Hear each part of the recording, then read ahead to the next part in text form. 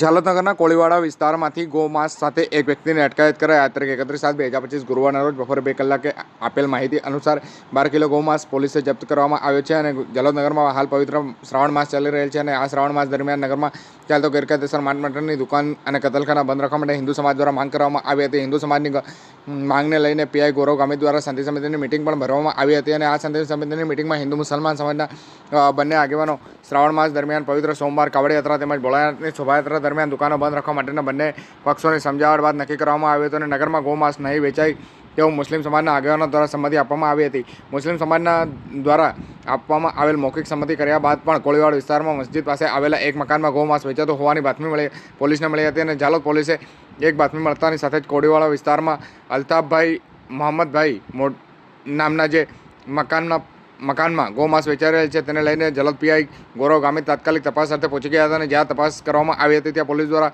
Licence માંગતા તેમને licence નહીં આપવામાં આવ્યો હતો. અને જેથી આ મકાનમાં ગેરકાયદેસર રીતે માંસ મટનનો વેપાર થઈ રહેલ હતો.